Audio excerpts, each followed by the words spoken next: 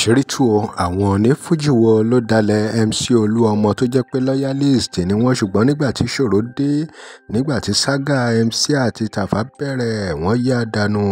Kí ni Tóyìn Adégbìtẹ́ sọ nípa àwọn onífuji tó jẹ́ pé wọ́n ní loyalist wọn nínú àwọn olóṣèlú? Àwọn wo ni loyalist ti Alhaji Sego?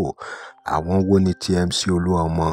Tóyìn Adégbìtẹ́ ló ṣàlàyé gbogbo ọ̀rọ̀ yìí nínú fọ́nrán o pé gbogbo onífuji náà ló ní olórin tí wọ́n ń tẹ̀lé, ló ní loyalist tí wọ́n ń tẹ̀lé. Ẹ̀yin èèyàn wa nínú fọ́nrán yìí, wọ́n ṣàlàyé ìbáṣepọ̀ tó wà láàárín Táyé Currency àti MC Olúọmọ, bí Táyé ṣe dúró tán pátápátá nígbà ìṣòro.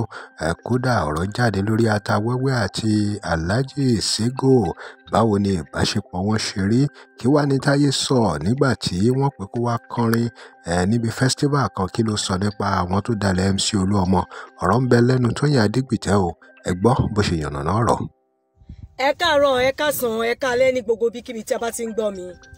Lórí fídíò tí mo post lánàá, ọ̀pọ̀ èèyàn pè mí lórí ẹ̀ pé kí ló dé tí mi ò sọ̀rọ̀ nípa Sule Alao Malaika. Mo ní ọ̀rọ̀ Malaika ò gbabẹ̀ ní mi ṣe sọ̀rọ̀ nípa ẹ̀. Mo ní ẹ jẹ́ ká pàdé lẹ́nìí so a lè yé yín yékéyéké. Gbogbo àwọn national ló ní onífuji wọn tó kó jẹ.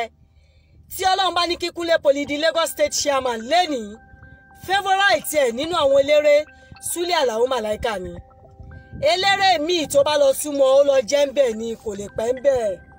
Ṣó ti ń yé yín bẹ̀ yẹn? Nígbà tí saga ṣẹlẹ̀ láàrin MC Olúọmọ àti Sego, game tí Atawẹ́wẹ́ gbá nígbà yẹn fún Sego 100% loyalty ni.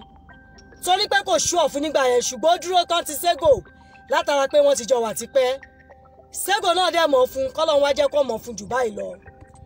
Ní ọ̀dọ̀ títí MC Olúọmọ, gbogbo onífuji tó súnmọ́ MC Olúọmọ ló sá nígbà saga yẹn. Táyé Currency ló ń fohùn lẹ̀ láti Ìbàdàn pé tí gbogbo onífuji bá yẹ̀ fún MC Olúọmọ, òun ò lè yẹ̀ fún láyé, èèyàn òun ni. Kó tó di pé MC Olúọmọ pè fún ìṣẹ̀ṣẹ̀dè lóṣòdì. Ìṣẹ̀ṣẹ̀dè yẹn ló ṣẹ̀ṣẹ̀ wá tún fi ànádà ohun lẹ̀ pé gbogbo ẹ̀yin tẹ́ bá ń bẹ lẹ́yìn ọ̀gá ẹ̀yin tẹ́ bá ń dalẹ̀ ẹ̀ ní mórí délé. Ó ní tẹ́ bá ń dalẹ̀ ẹ̀ ní ṣoríire. Èmi ń jẹ lára owó Musiliu mi Àyìndé. After ìgbà yẹn ni gbogbo àwọn eléré tó sá lọ́ṣẹ̀ wá ń padà láti wá súnmọ́ MC Olúọmọ. Olúlu náà dẹ̀ mọ̀ fún Currency torí pé ṣẹ̀ṣẹ̀dè ọdún yìí Currency náà ló pè ó mọ̀ fún un. So tí bá ń sọ̀rọ̀ mo mọ nǹkan tí mò ń sọ. Èmi ò kì í ṣàbòsí. Bọ́rọ̀ bá ṣe ń lọ la ṣe máa sọ. Tafa Sego, MC Olúọmọ, dá tiẹ̀ mọ̀. Ìgbà ṣòro là ń mọ̀ rẹ̀, bó ṣe ń lọ làwọn ń wọ̀ṣì ń bí o.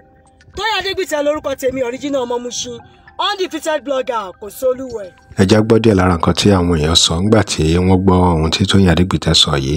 Adéọlá ọmọ Làbákẹ́ ní you are mounted sister mi.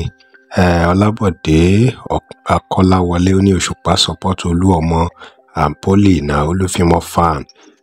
Adémọ́lá Badmus ní na today I know say this woman don't know anything. What of King Dr. Saheed Òṣùpá Olúfimọ one and ọ̀gá ńlá Àlàbí Pasuma. Yusufa tí lọ́pẹ́ ní you said it well but Òṣùpá support him then. Lateef Ganiyu Adéwálé ní kinní kan alágbo Akíndéméjì Bàṣọ ní ó lágbára èébútì ẹ̀lẹ́lẹ̀ wá bu ẹja máa ṣe sùúrù ẹ̀yin yẹn wá gbogbo ẹ̀ náà kan lè bu ilé ilé tó yẹ. Síkírù Sàláùdín ní ọmọ nǹkan tó ń sọ alábòsí ni ẹ́.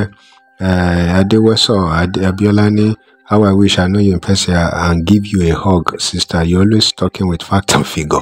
Ṣé ti rí báyìí mo tó kọjú sẹ́yìn kan ẹ̀yìn ló kọ́ sẹ́lòmíì. Délé mọ́mọ́ ní madam you are too good confirm. Ọ̀nàlápọ̀ Àjàní ní Currency will say it as it is without minding whom it may concern. Richie ní Saheed Òṣùpá dé with MC Olúọmọ. Ẹ̀yin èèyàn wá ṣe ti rí pé gbogbo àwọn èèyàn náà ni wọ́n sọ̀rọ̀ bí Saheed Òṣùpá náà ṣe dúró ti MC Olúọmọ. Kí lè ròyìn ẹ̀dá sí ẹ ti gbọ́ gbogbo nǹkan tí Tóyìn Adégbìtẹ́ sọ́nà fọ́nrán yìí nípa gbogbo àwọn tí onífuji kankan tí wọ́n support ọ̀rọ̀ rẹ̀ wò ẹ̀dá sí ẹ drop comment. Remember to like, share, follow us. Thanks for watching. I love fún polówó ọjà fún polówó ọjà pé WhatsApp number page.